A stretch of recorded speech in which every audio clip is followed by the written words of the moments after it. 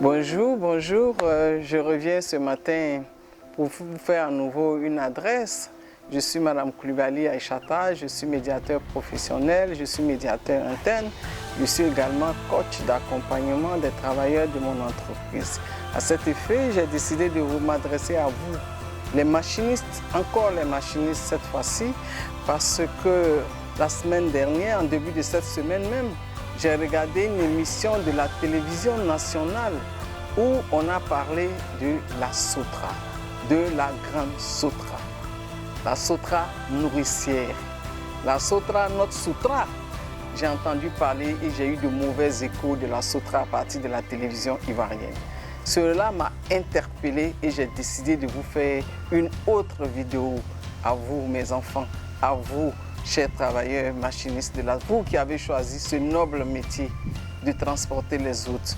Vous qui êtes des grands que vous ignorez, vous ignorez vous-même, vous êtes des grands. C'est vous qui transportez tous les autres leurs lieux de travail. Et vous devez prendre soin de vous-même. Dans une vidéo récemment, j'ai fait une adresse aux machinistes où je leur demandais un peu plus de courtoisie parce que des personnes les comparaient aux anciens machinistes qui seraient plus courtois que ceux d'aujourd'hui. Mais j'ai envie de dire que la courtoisie, au lieu de l'avoir envers les autres, il faut commencer à l'avoir envers soi-même et en endroit du matériel de travail de notre entreprise. Il faut en prendre soin. Les personnes qui viennent monter dans votre bus ont de bonnes intentions de se rendre à un endroit bien précis, mais n'ont pas la possibilité d'y aller en s'envolant. Ils sont obligés de prendre un moyen de transport. Et je répète que notre moyen de transport n'est pas le seul à Abidjan. Il y en a plusieurs autres. C'est la confiance qui a été créée par ceux qui ont fait la Sotra avant vous qui font que les Ivoiriens sont attachés à la Sotra. Je n'ai pas envie de croire que vous avez pour objectif de détacher les Ivoiriens de leur Sotra.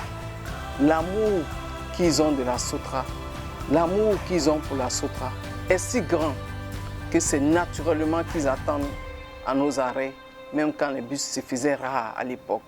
Ils sont restés fidèles jusqu'à ce que le management de notre directeur général le pousse à des idées de grandeur pour remplir cette entreprise aujourd'hui de moyens de transport.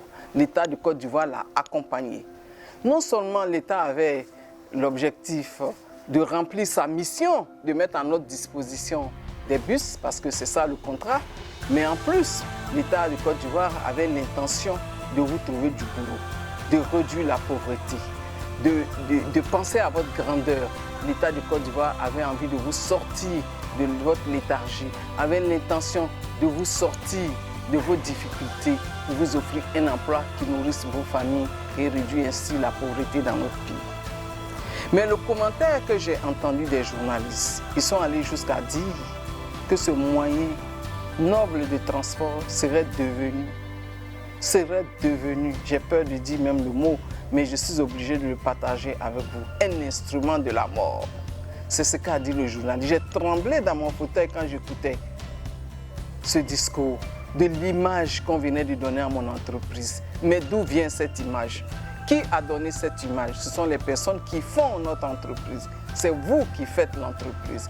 C'est vous qui véhiculez l'entreprise. Et voilà l'image que vous avez donnée aux Ivoiriens. Celle de conduire un instrument de la mort. Et le journaliste est allé plus loin en citant les nombreux accidents, le nombre d'accidentés, le nombre de victimes, le nombre de personnes décédées à la suite de ces accidents. C'était trop.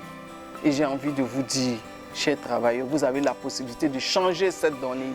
Vous avez la possibilité de faire autrement, puisque les gens qui sont passés avant vous ont fait mieux que ça. Ils ont fait autrement. Vous avez la possibilité de faire autrement. C'est vrai, à Abidjan, il y a beaucoup plus de véhicules dans les rues aujourd'hui qu'hier.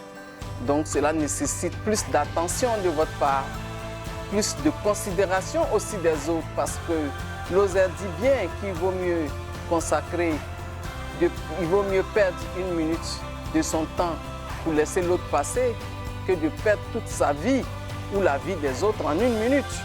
J'ai envie même de dire en une seconde, parce que c'est en une fraction de seconde que l'accident arrive. Les portables au volant.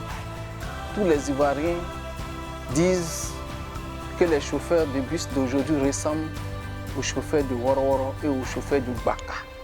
Est-ce que vous-même, vous êtes fiers de cette image, de cette description qu'on fait de vous, chers travailleurs? Est-ce que vous ressemblez à cela? Vous êtes passé dans un institut international de formation à l'ISA Yopougon. Cet institut qui est fréquenté par des conducteurs de d'autres pays. Des gens font tellement confiance à notre institut que des pays voisins viennent faire la formation de leurs spécialistes dans notre institut. Vous y avez passé 6 mois. D'autres y ont passé même une année entière pour être formés et reformés. Lorsque vous êtes fatigué, signalez-le. Lorsque vous faites un travail que vous n'aimez pas, vous n'êtes pas obligé d'être là. Parce que le travail forcé a été aboli. Aucun de vous n'est obligé de choisir ce métier. Je pense qu'on choisit un métier qu'on aime. Et quand on choisit un métier qu'on aime, on est épanoui en faisant ce travail et on le fait bien. Mais quand on choisit un travail par défaut, j'ai envie de dire que c'est le cas. Si on choisit un travail par défaut, évidemment, on n'a pas son attention concentrée sur ce travail. On n'a pas bonheur à le faire. On n'a pas plaisir à le faire. On ne peut pas donner de résultats à ceux qui vous emploient.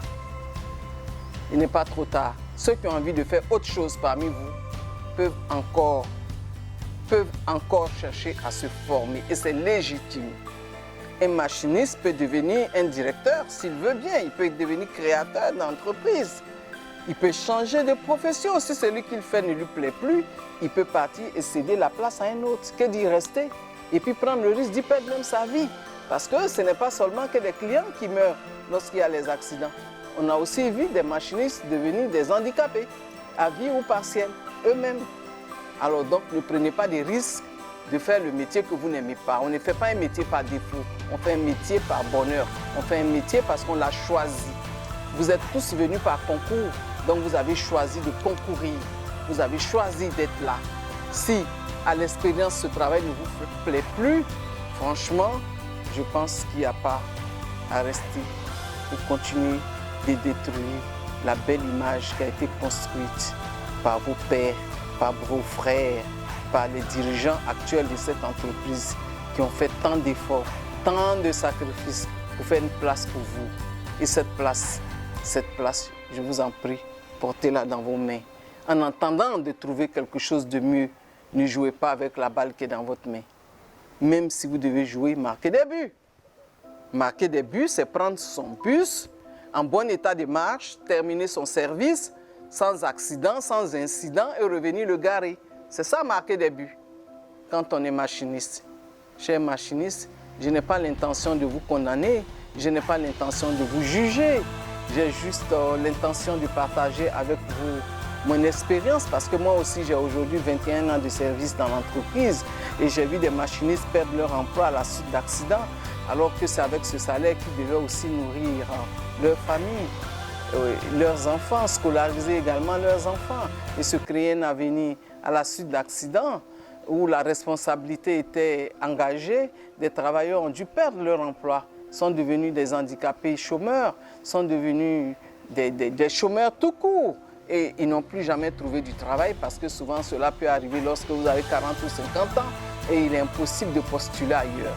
Donc vous prenez des risques avant de monter dans un bus. Je pense tout simplement.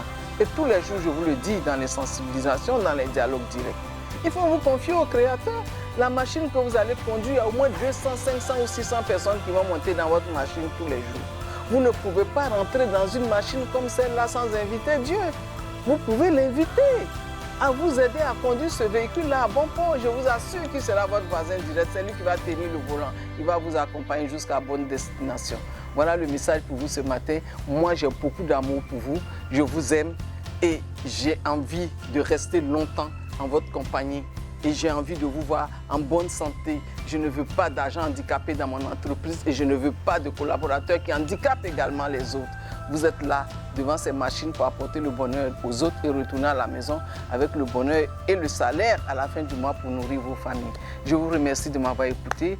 Je vous traduis encore toute ma gratitude d'être là, d'être entré dans ma vie. Moi, je vous salue je vous remercie d'être là. Mais si vous n'avez plus envie d'être là, que vous avez envie de rompre cette relation, il faut la rompre de façon élégante. Vous pouvez venir demander à partir et on vous accompagnera. Je vous remercie de m'avoir écouté. Je vous souhaite une excellente journée. Merci.